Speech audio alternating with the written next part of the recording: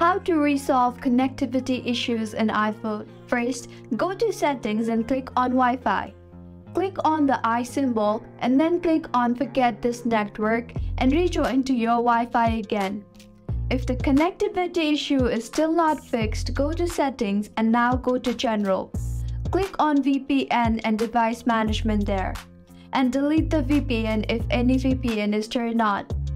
Next method to fix this is go to the Settings again and then on General. You will see Transfer or Reset iPhone option there. Click on that and then click on Reset Network Settings and enter your password.